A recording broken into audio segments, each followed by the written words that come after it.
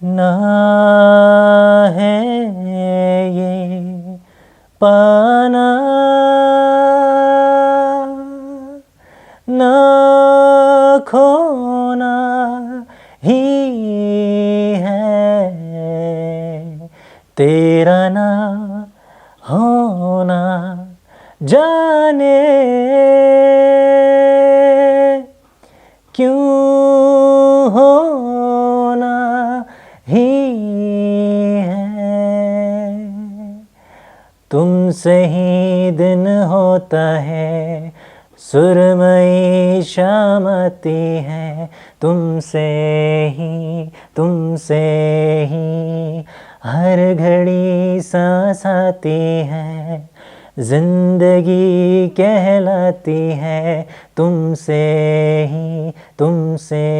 ही। आँखों में आँखें तेरी, बाहों में बाहें तेरी, मेरा ना मुझ में कुछ रहा हुआ क्या, बातों में बातें तेरी, रातें सौगातें तेरी, मेरा ना मुझ में कुछ रहा हुआ क्या, मैं कहीं भी जाता हूँ तुझसे ही मिल जाता हूँ, तुमसे ही। शोर में खामोशी है, थोड़ी सी बेहोशी है, तुमसे ही। दोस्तों, मेहरबानों, कदरदानों, मैं हूँ शायान उबैद अलेक्जेंडर और आप देख रहे हैं सिनेमा की बातें।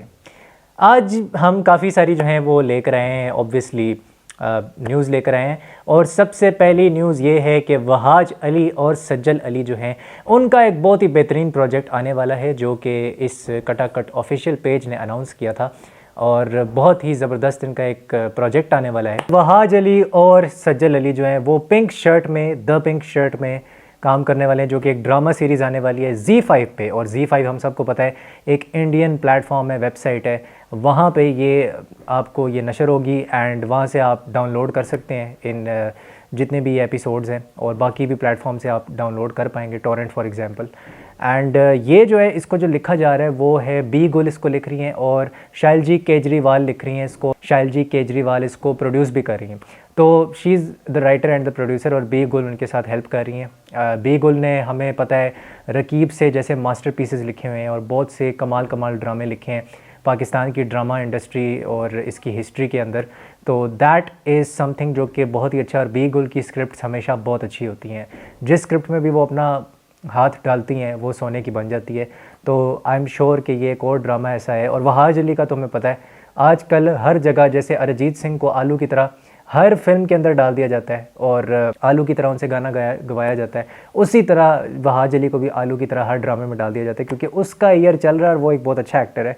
और कुछ लोग तो ये भी कहते हैं कि ये आने वाले दौर का नुमान एजाज है। तो क्या नुमान एजाज ये बनेगा या नहीं मुझे नहीं पता। Will he become a legend one day in Pakistan? I don't know. Pakistan में बहुत कम एक्टर्स लेजेंड बन पाते हैं, क्योंकि हमारे यहाँ पे कोई ऐसा कल्चर नहीं है लेजेंड्स को रिस्पेक्ट करने का या किसी भी एक्टर को रिस्पेक्ट करने का जैसे इंडिया के अंदर है। तो वो वाला सीन यहाँ पे है ही नहीं। दूसरा ये है कि ये जो सीरीज़ है ये जी की जो है ना ओरिजिनल ज़िंदगी ओरिजिनल की ये प्रोडक्शन है और वही इसको करेंगे। एंड ये बहुत ही ज़बरदस्त मुझे लग रहा है एक और ड्रामा आने वाला है, और जहाँ पे सज्जल अली और वहाज अली का नाम हो मेरे ख्याल से वो ड्रामा ऑलरेडी सुपर हिट हो जाता है। और तेरे बिन के बाद जो स्टारडम मिला है, जियो का जो ड्रामा था जो स्टारडम मिला है, हालांकि मुझे बहुत ही बकवास ड्रामा लगा था वो, लेकिन जो स्टारडम मिला है वो एक बहुत ही बेहतरीन काम किया उसने वहाज अली के लिए। दूसरी ये न्यूज़ आ रही है कि हादसा, जो कि एक ऐसा ड्रामा है जिसमें हदीका कियानी काम कर रही हैं, और वो बना था 2020 के मोटरवे रेप केस के ऊपर, जो लाहौर के एक लेडी का जो है एक केस है और वो हुआ था। एंड बहुत ही अनफॉर्चुनेट केस था वो, लेकिन उस ड्रामे को किस तरह हैंडल किया जा रहा है उसको बहुत ही खूबसूरती से एक सोशल मीडिया के प्लेटफॉर्म ने उसके ऊपर पॉइंट्स रेज़ किए हैं। और सबसे पहला पॉइंट उन्होंने ये रेज़ किया है कि इसमें तो जो विक्टिम थी जिसके ऊपर ये बना गया है, और पैमरा ने इसके ऊपर बैन लगाया था, और पैमरा ने फिर इसको वापस कहा कि इसको शाया कर दिया जाए और वो दोबारा से ये जो है ये चल रहा है ये ड्रामा, और अब ये एंड भी होने वाला है। तो बात ये है कि इसमें मिसोजिनी को बहुत अजीब तरीके से प्रोलिफरेट किया जा रहा है, और इसके अंदर जो विक्टिम है उसी को ब्लेम किया जा रहा है, जिसके साथ वो हादसा हुआ है, मतलब जो रेप विक्टिम है उसी को ब्लेम किया जा रहा है, बार बार उसी को कहा जा रहा है कि तुम्हारी गलती है। तो ये तो असल ज़िंदगी में भी हुआ था। तो फिर इस ड्रामे में अवेयरनेस कहाँ से आ रही है? इस ड्रामे में किधर से अवेयरनेस आ रही है? कहाँ से ये पता लग रहा है कि जो प्लॉट है वो सोसाइटी के ऊपर इम्पैक्ट डाल रहा है और सोसाइटी के ऊपर अवेयरनेस क्रिएट कर रहा है? मैं तो समझता हूँ कि ये एक इंतहाई जाहिलाना ड्रामा है, और इसके अंदर जाहिलाना सोच है और बोसीदा सोच है, कदीम ज़माने की सोच है। ऊपर से जो हदीका कियानी का जो कैरेक्टर है जो इस ड्रामे के अंदर, उसी को बोला जा रहा है कि तुम मर्दों की तरह गाड़ी क्यों चलाती हो, या तुम काम क्यों करती हो, या तुम एक इंडिपेंडेंट वुमन क्यों हो, तुम्हें इंडिपेंडेंट होने की क्या ज़रूरत थी? तो ये तो रियल ज़िंदगी में भी उस औरत के साथ हुआ था जिसके ऊपर ये केस बना था।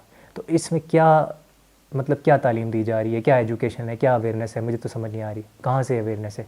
दूसरा, इस ड्रामे के अंदर एक मेंटल हेल्थ को एक मजाक बनाया गया है कि वो जो उसकी जो बेटी है जिसने अपने सामने होते हुए वो इंसिडेंट देखा, जो हदीका कियानी के कैरेक्टर के साथ अनफॉर्चुनेट इंसिडेंट होता है, और वो जब साइकेट्रिस्ट के पास जाती है तो फिर उधर ये बताया गया है कि जी ये तो आम सी बात है, ये तो आपके साथ होना ही था। उसको बिल्कुल लाइटली लिया जा रहा है, लाइटली बिल्कुल लिया जा रहा है।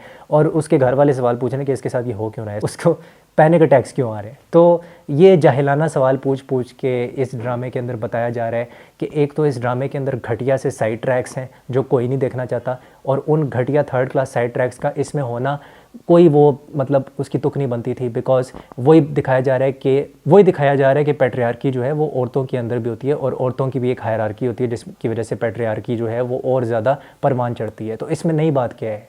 मुझे तो ये पता है पहले से बात, जो बंदा 25 या 27 साल इस मुल्क के अंदर आया उसे तो ये पता है। तो आप इस ड्रामे में क्या कोई नई चीज़ बता रहे हैं जिससे आपको कोई अवार्ड मिल जाए या नोबेल पीस प्राइज़ मिल जाए? आपको कुछ भी नहीं आप कर रहे। तो आई थिंक इस ड्रामे का बनना बिल्कुल बकवास था। इस ड्रामे को कभी एयर भी नहीं होना चाहिए था, क्योंकि इसको कभी भी ठीक तरीके से हैंडल किया नहीं गया, और आपने उस विक्टिम का मजाक उड़ाया है। इस ड्रामे को बना के आपने उस विक्टिम का मजाक उड़ाया जिसके साथ ये असल में हुआ है, और वो विक्टिम भी ये ड्रामा देख रही है। फरीहा इदरीस जर्नलिस्ट ने इस चीज़ को रिपोर्ट किया है। दूसरी चीज़ ये कि बहुत ही मज़े की ट्वीट थी जो कि मैं यहाँ पे डिस्प्ले भी कर दूँगा, और इसमें यही था कि रेप को हमेशा जो है ना एक तो विक्टिम ब्लेमिंग की जाती है हमारे ड्रामों के अंदर, हमेशा ये किया जाता है, ठीक है। दूसरा ये है कि हमेशा हमारे जो ड्रामाज़ हैं उसमें उसको एज ए सिनेमैटिक पिवट की तरह यूज़ किया जाता है कि इसको हम सिनेमैटिक पिवट देंगे, उससे ऑडियंस शॉक हो जाएगी और वो टीआरपी आ जाएगी।